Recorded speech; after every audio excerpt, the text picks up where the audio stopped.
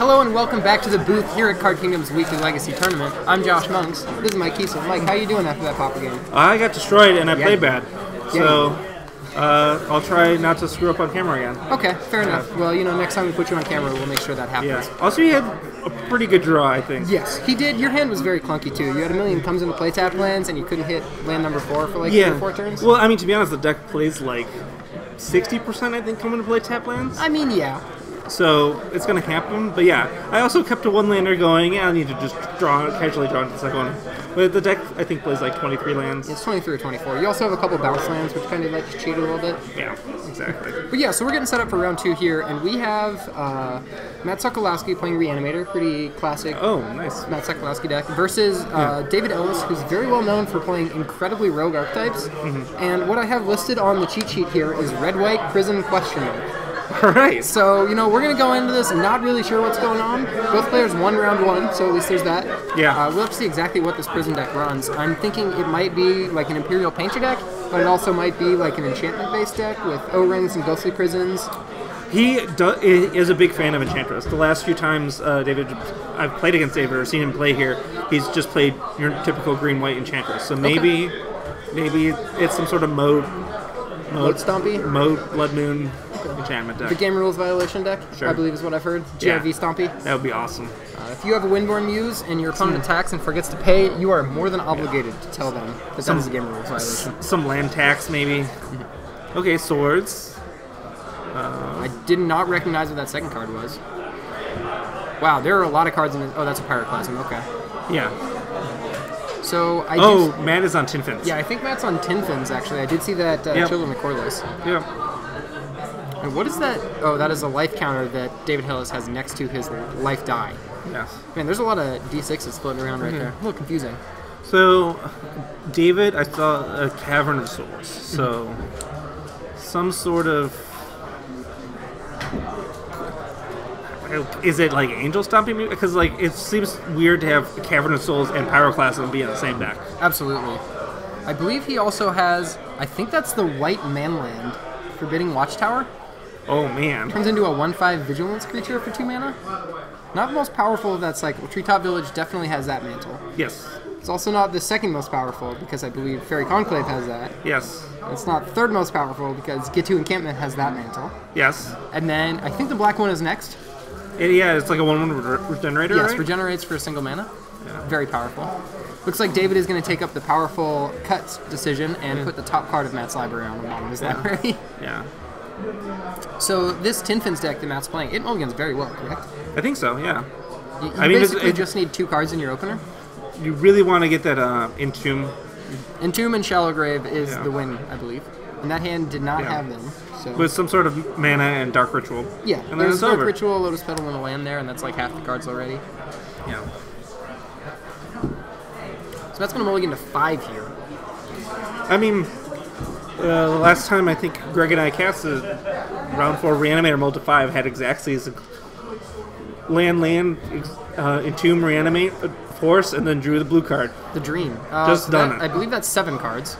Okay, we're going to fix that. Down to 5. Yes. Lose those 2 cards. So it's Cabal Therapy, a Silence, And a a Gix Probe, and 2 lands, I think. Okay, and of course the Scry. That's a Shallow Grave. That's staying on That's top. something you want. I imagine Matt's just going to play a land and pass. Oh, he's just going to not even play a land. Well, he was on the draw. Yeah. Started with Gix Probe here. Alright, let's see what is in David's hand. Oh, man. What is that card? Oh, man. Is that a Luxodon Warhammer? I believe that's a Warhammer in the middle. That's the card I thought was the Forbidding Watchtower. Yeah. Yeah, so Matt's going to have to read all of these cards, then write them down. I believe that's Tangarth, Talrand Hero, something like that? Okay. Is this Minotaur? Yes, it is. Okay. I think so that's Boros something. Yeah. Oh, the card that lets you choose choose combat. Yeah. So it's you choose what creatures attack and you choose which creature blocks. Yes. So I think it's like I can't remember the name of the card. It's like a Battle Master, something like that. Yeah, Battle Master something, and then that Tangarth Talrun hero, I think. I think it destroys artifacts. Yeah. I don't know, Chet, can you fill us in here? We have no idea what's going on. Yeah. Yeah, so. Yep, I'm reading Matt that one also again. doesn't know what's going on. I'm gonna take a minute off of chat here and It's and a David Ellis deck. Even he rarely has any idea what's actually going on. I do know that Garth, Casey Hogan I has think. been trying to get me to play a do still, which is a didgeridoo still, Yes. which is didgeridoo and standstill, and he actually draws the didgeridoo off the top. Didgeridoo lets you cheat minotaurs into play. is there an alternate art for Tarngarth? Because that's not. Okay, you know what? Maybe I was wrong. That's certainly not the art that I thought that card has. Oh there no, is. it is Totally has an alternate art. I think believe we're looking at a promo card. probably. I see the like old school foil star thing flying across the bottom of it.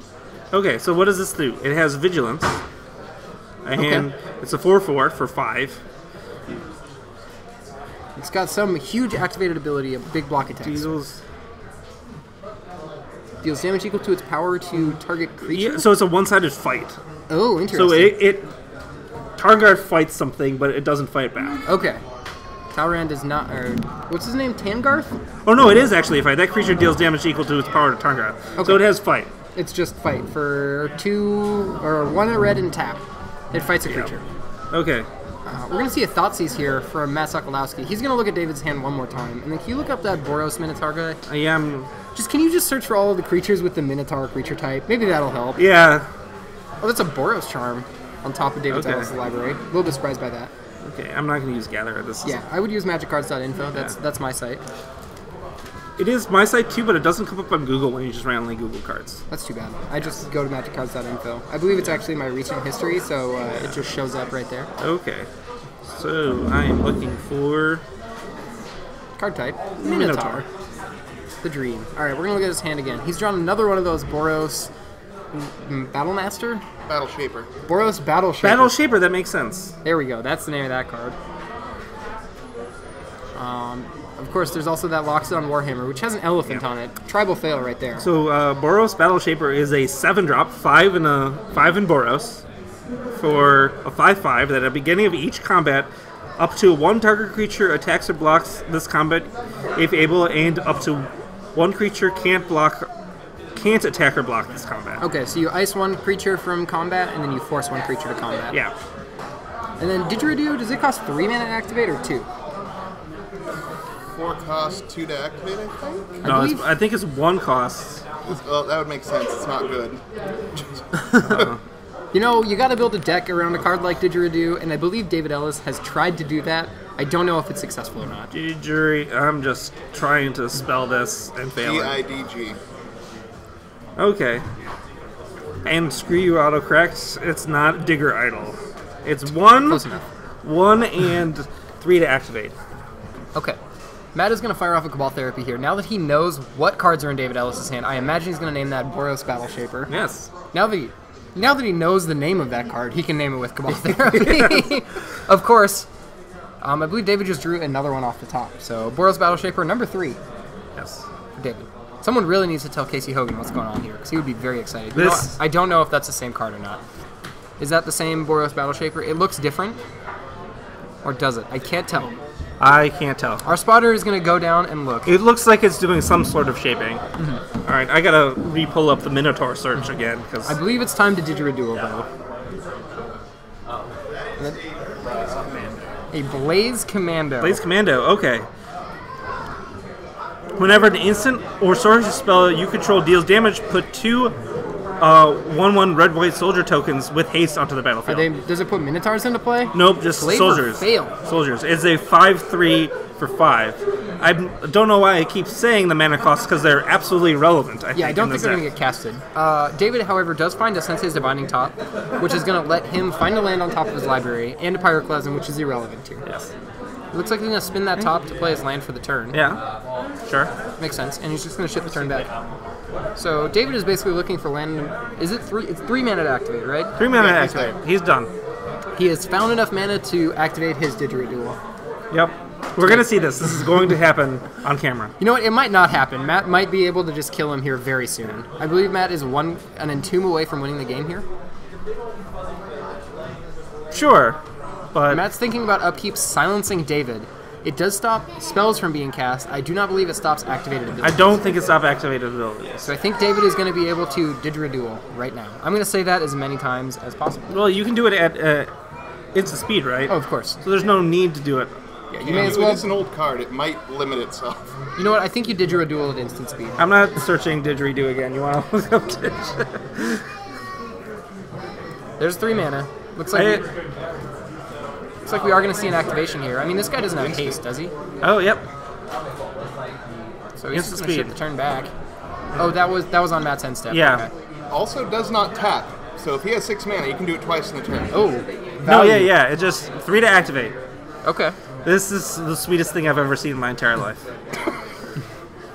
Aim higher, Mike. This is the best Magic game of Magic ever played. So Bolt you take 10 because he's gonna get 2 soldiers. Does the bin have soldier tokens? No, probably just goblin tokens. just goblins. 2. I doubt I have red soldier tokens. Yeah. Are they red and white? Yeah, it's the red-white ones from I Game definitely Crash. don't have those. That's too bad. Yeah. We did not come prepared for Nope, this Didgeridoo deck. Take 7. Boom. Why haven't they made a Didgeridoo deck? That seems like something WotC should get in on. I will say that I used to have pretty much every token you'd ever want, but somebody took them, and I'm blaming the standard players on Fridays. Wow. Standard players. So it looks like Cavern of Souls is going to drop that Sensei Divining Top. Turn's going to get shipped back to Matt. Finds a Gix Probe. He's got 2 Cabal Therapies, 2 Lotus Petals, and a land. He's at a very low life total. He might just be dead here. If he doesn't find a Shallow Grave or an Entomb right now, I'm pretty sure he's dead. He's also at a low enough life total that Gristlebrand into play isn't really a win. Yeah. No, yeah, he's at 6, so he's just He's going to have to scoop it up. He cannot handle the Minotaurs. The prison was too powerful. And we're going to go to game 2. What kind of sideboard cards do you have for the Didgeridoo deck? Are there any good Minotaur? Ooh, I saw a Pithy Needle in that sideboard. That's pretty good. That seems relevant. You can name Didgeridoo with that. Clearly Didgeridoo is the issue. He can bring in. I saw some Dread of Knights. He can bring those in for the soldier. Oh, tokens. shrink the soldiers. They are red and white. Can you please call the deck Didgeridoo? Yeah. That name is too good to pass up. Yes, I love that name.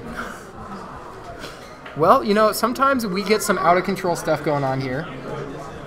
Yeah, this is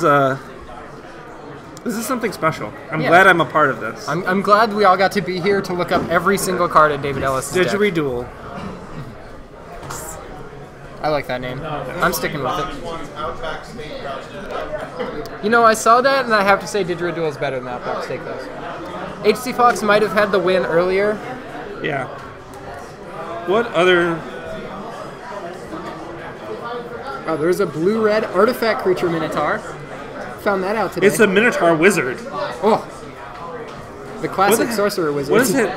No, it's from a plane chase. Okay, that. It looks like. I thought it was from like Conflux or something like that. No, it's I from guess- plane chase and reprinted in Commander.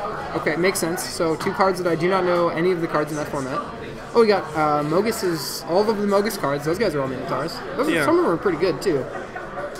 Yeah, there's a lot of Minotaurs now. Oh, you just gotta have the Miser Horloon Minotaur though, right? Oh yeah, absolutely. What does Horloon Minotaur do? It's just a 2/3 Oh, for 3. oh, makes sense. So But just underneath Hill Giant. But for whatever reason, they printed it on booster packs because it was like an iconic card or something. Yes. You know, I recognize that art from being from Homelands. Is that card actually from Homelands? It feels like a Homelands card. No, it's actually from Alpha. Oh, okay. Worse. I imagine the Didgeridoo deck is going to sideboard out those Pyroclasts. I'm just going to say that name as many times as I can. Looks like we got some Pyroblasts and Red Elemental Blasts. We're going to see exactly how this post-board game comes out. I'm surprised. It looks like David is bringing out some Swords to Plowshares. I kind of like Swords in this matchup. Could take Gristlebrand. There's some resting pieces that he's also not bringing in. There's a Blood Moon. Oh, these are cards that he might bring in. Okay, he hasn't decided yet. I see Pyrostatic Pillars. I could see that coming in too. Yeah. So I guess all he saw was probe and like Cabal Therapy, right? That's true. So you assume your opponent's on Storm, right? Oh yeah, very true. I'd bring in the resting pieces. Or no, also. he's on the Silence. No, you still assume your opponent's I'd on be like, Storm. he's got a weird Storm deck going on. You know what? I'm playing Didgeridoo, so I can't fault my opponents for playing some weird cards in their metagame deck. I mean, I guess the Scrub. So normally the Storm decks that played Silence were playing like the 5-color lands. But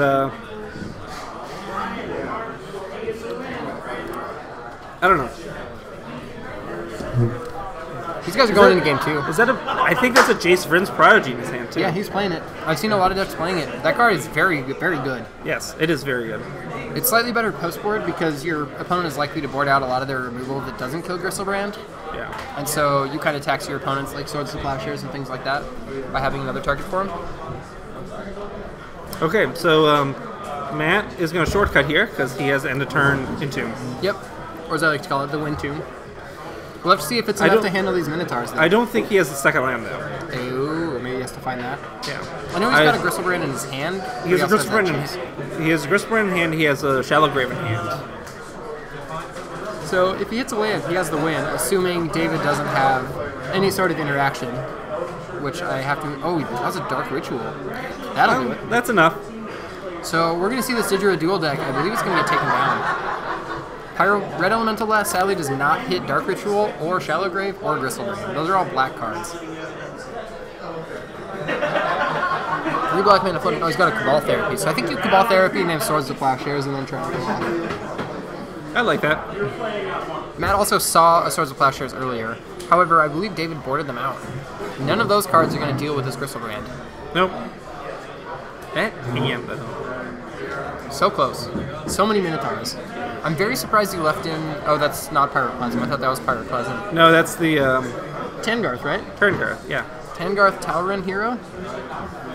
Talrum or something. Yeah, Talrum, I think. Okay. Talruum. Okay. Yeah. Yeah, getting these deck names updated. Yep. Back to the bees. Tin Fins versus Didgeridoo.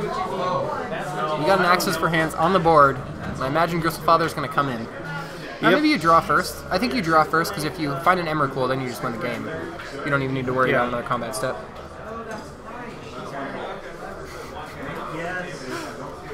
AC Fox is really coming with them now. That's a good one. What is it? He said, every time I draw an opening hand, I silently ask myself, does this hand beat Minotaurs? And you know what? Matt's hand last game did not beat Minotaurs. No, it didn't. And if Matt had been using that metric, he might have won. His opener might have been able to beat Minotaurs. Yeah. Matt making up for last game by drawing a bunch of cards. Yeah, 14 cards tends to be enough to win the game. There's a Children of Korlis. Yep, this is over. He's got 3 Lotus Petals. More than enough mana. He's got a Dark Ritual as well. There's a Reanimate as well. So he can actually play this Children of Korlis, sacrifice it, gain 14 life, and then reanimate it, and then gain 15 life. Actually, you gain 22 life if he activates Gristlebrand here.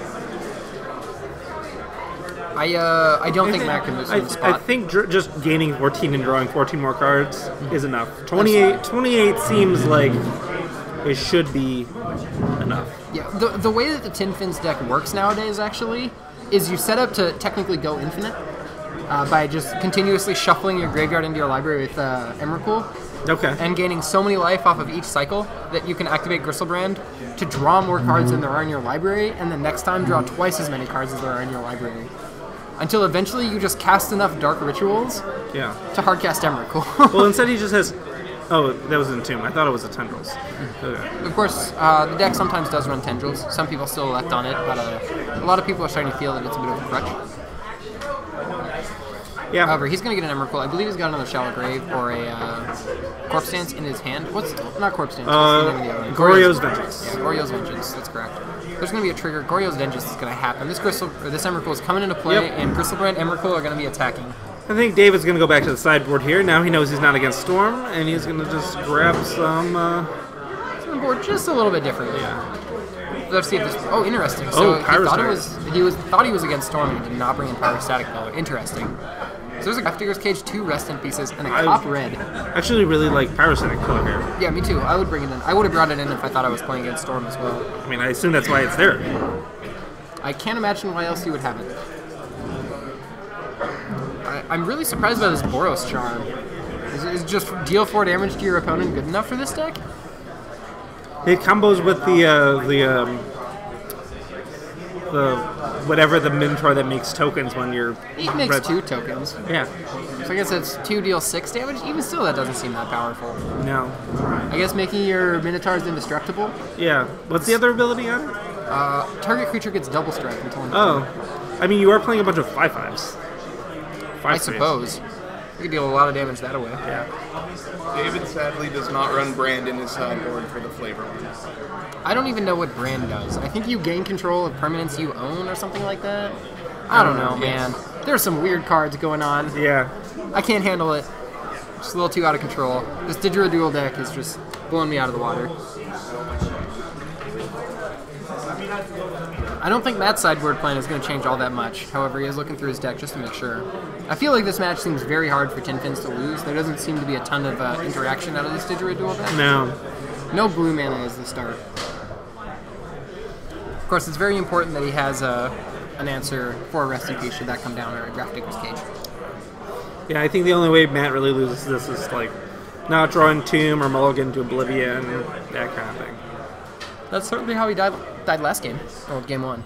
Right. But yeah, if David goes, turn 1 Grafdiggers, turn 2 Rest in Peace, he might just win this game. Turn 1 Didgeridoo. Oh, yeah. Grafdigger's Cage does not interact negatively with Didgeridoo. Exactly.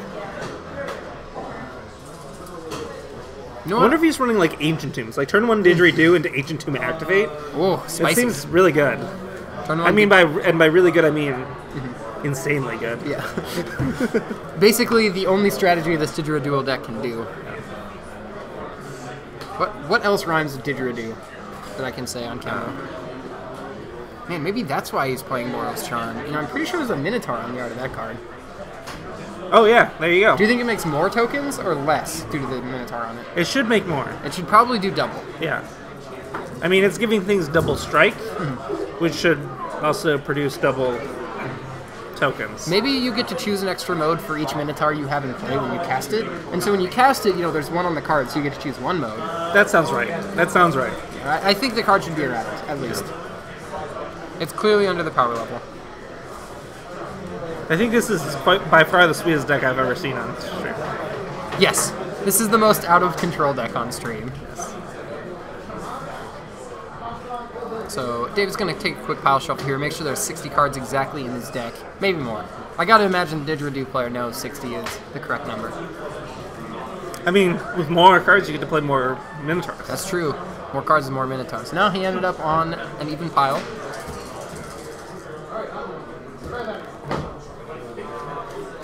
These guys are just about ready for game 3 now that they're shuffling up. We got about 30 minutes left in the round, so I think we might, depending on how fast this game goes, we might be able to get another match on camera. We might just be able to get some Pauper on camera. If that's the case, I'm going to play Pauper and you're going to talk about it, because you guys played last time. Sure, that's fine. I Is played that bad. reasonable? Yeah, you did. Not really. You were dealt a bad hand, and then didn't win with it. Yeah. Well, I was hoping for not turn 2 Cloud of Fairies into Delver. With Amazing. with cantrip setup. Yeah, understandable.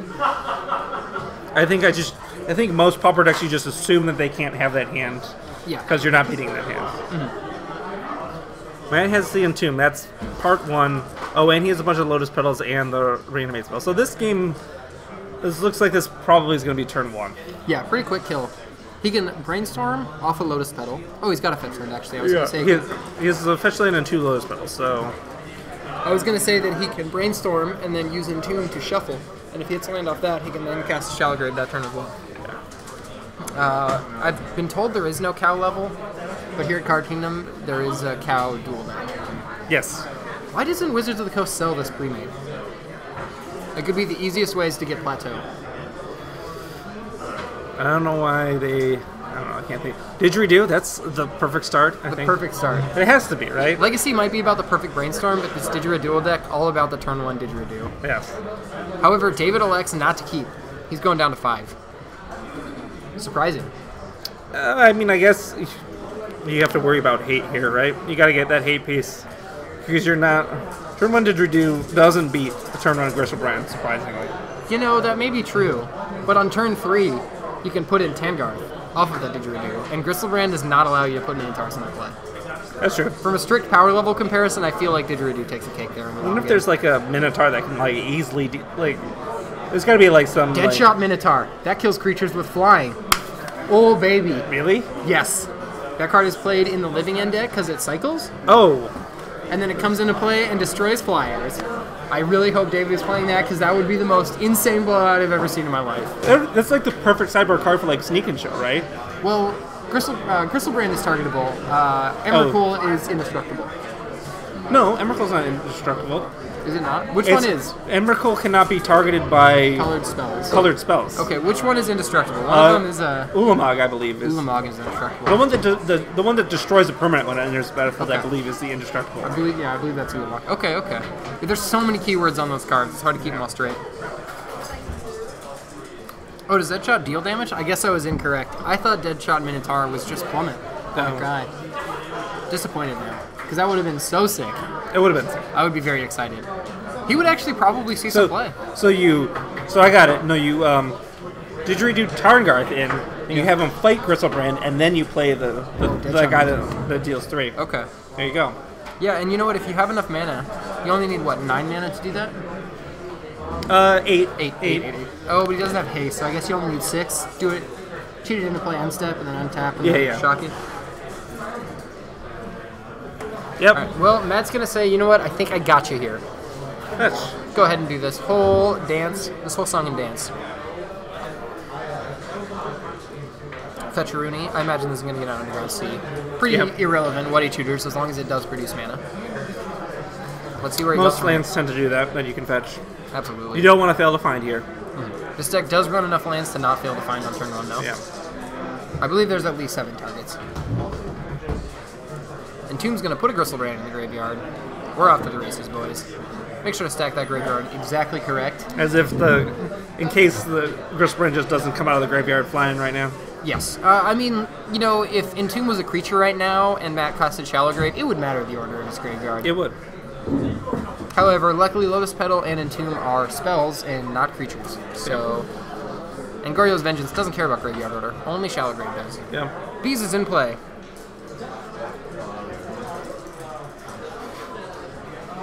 Seven cards are going to draw. David Ellis is in the lead here. Yep.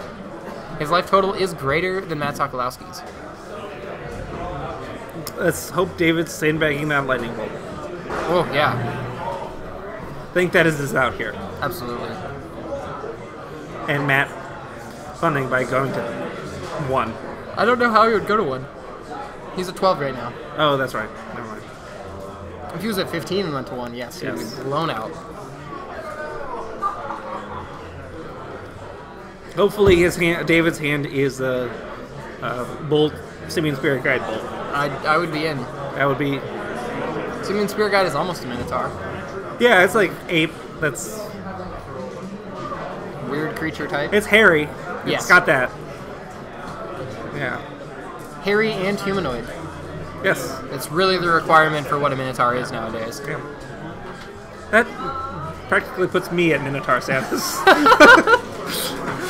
Minotaur dad. Yeah. Okay, Gristlebrand getting in there. Yeah, Matt really just wants to draw more cards here, so he's going to go up to 12 and then take another 7. Yep. I don't even think he's going to move that life. Whoa. He did it. He did it. What a time to be alive. Oh, man, he's going to cast the Gix Probe. Now if he draws 7. Oh. And David's going to show him what's what. What's what? If he has a bolt. He doesn't. Oh, no. Look at the swords. I'm surprised he didn't fire off that swords right away. Yeah. Seems strange to let Matt go to combat and potentially draw another 7 cards.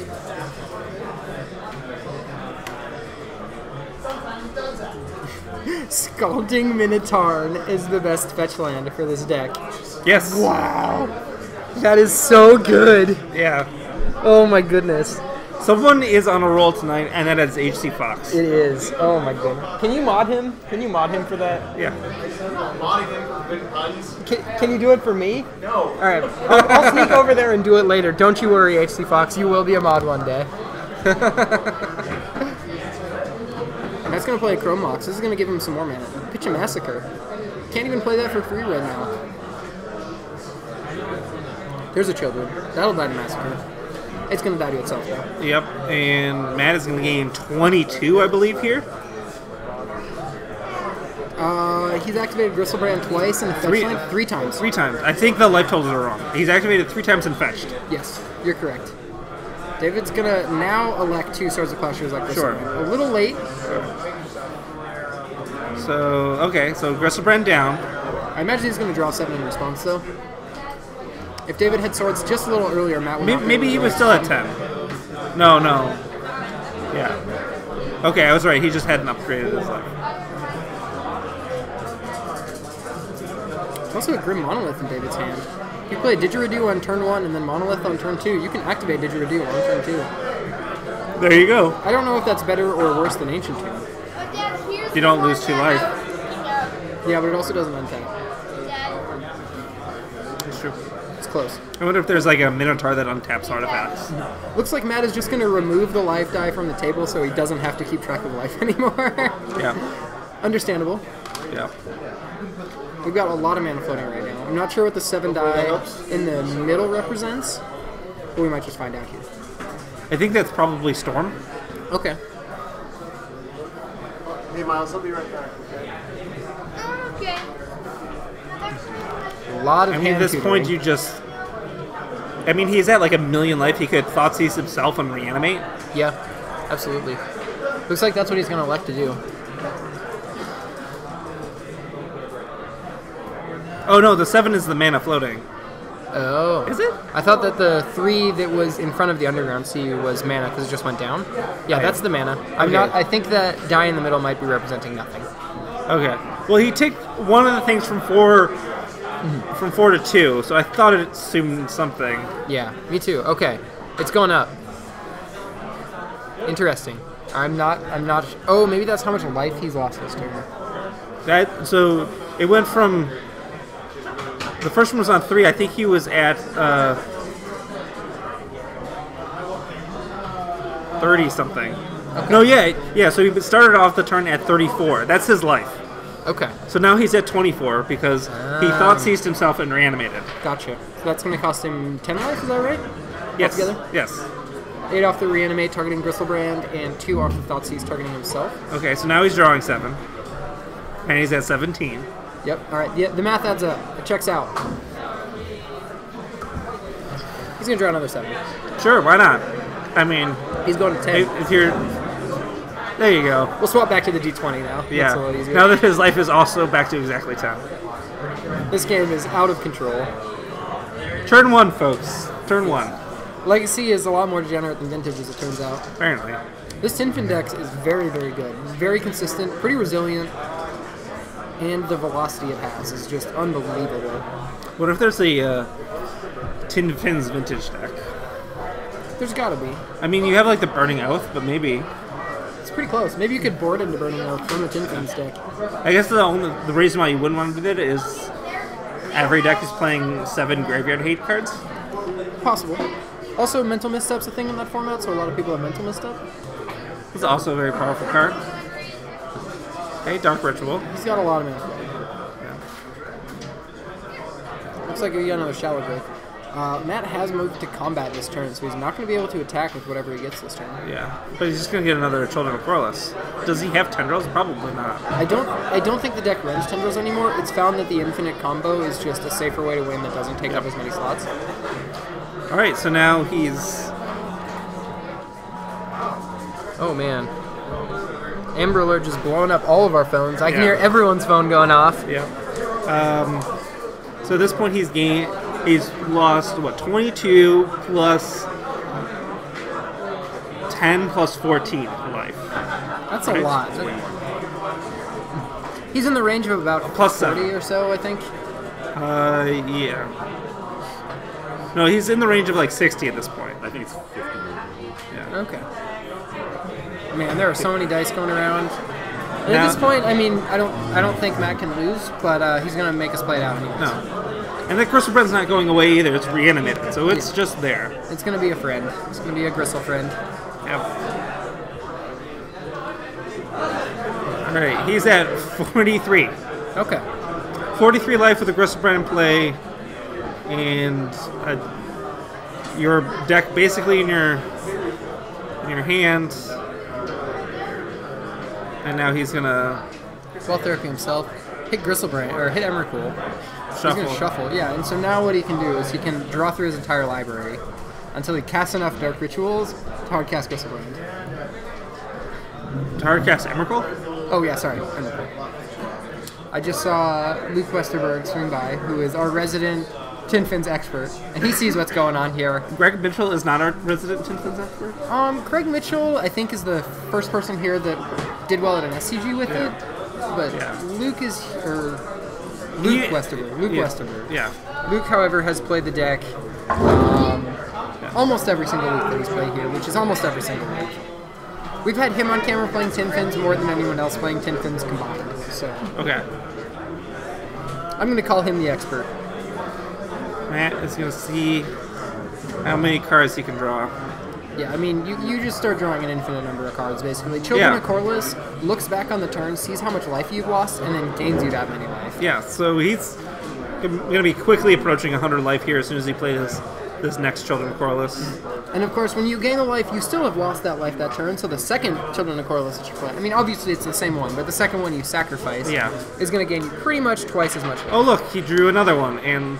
Oh, he runs multiples, alright. Yeah. At this point, if I'm David, I just pick up cards. I would have done it a while ago, actually. Yeah. Well, I think he's wondering what's going to happen on my turn, but I don't think he realized... He's not going to get a turn. I wasn't thinking that you just Dark Ritual enough to... Hardcast Emrakul to and pass the turn. Yeah, you cast the same Dark Rituals enough over and over again. The trick is you need to get the number of cards in your library to an even number with these Dark Rituals, so that when you draw 7, you're left with 1 card left in your library. Or 2, potentially. Then you can entomb for the Emrakul if you don't hit it. And well, it's surprisingly how often... So yeah, he's at 8 mana, 9, 10, 11. There's another Children. Oh, man. What's David's out here? Is it just Matt failing to remember how many cards are in his library and overdrawing? I assume so. This deck is very self-sufficient at this point. Yeah. Like, I don't think David has any other outs because he's not getting any more draw steps. Any more draw steps cards in his hand do anything. Yeah. Fair enough. So this turn has taken exactly 10 minutes so far. Yep. It's going to take at least another 5. I think it's probably going to be just under 5 minutes. We'll see. Yeah. We'll see how quickly you can start chaining this stuff. Mm-hmm. I mean, like, at this point, if he, like, Cabal Therapies... Is that other Cabal Therapy supposed to be in the graveyard? I think so. I don't know. Because there's just a Cabal Therapy chilling in play. I think it might be underneath the Chrome Mox. Maybe it's not. No, the other Massacre is. Oh, right. Yeah, you exile 2 Massacres. Okay. Yeah. I'm not sure what that Chrome Mox is doing. That Chrome Mox is still just chilling out there. So now he's going to put that Emrakul trigger on the stack. He's going to crack those 2 Lotus Petals and then shuffle his graveyard into his library. Yeah, so now his library is basically Dark Ritual, Lotus Petals, and Emrakul, Cabal Therapies. And I think that Cabal Therapy is supposed to be shuffled in. Okay. But, 1, 2, 3, 4, 5, 6, 7. And I believe he has enough cards in his library to not lose. And I believe he's got enough mana to cast that Emrakul. 1, 2, 3. Yeah, you better keep library order there. Yeah. He's activating it again. Ambitious. Yeah. Ambitious, to say the least.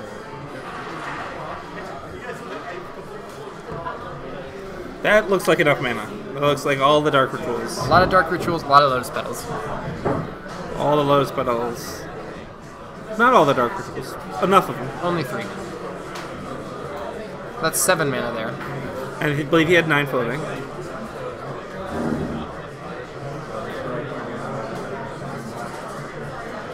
$17 mana, is that right? 18.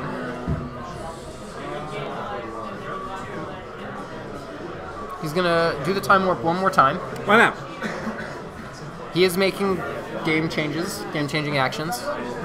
So this is not. I mean, if you're on camera doing this, turn 1. This is turn 1 still, people.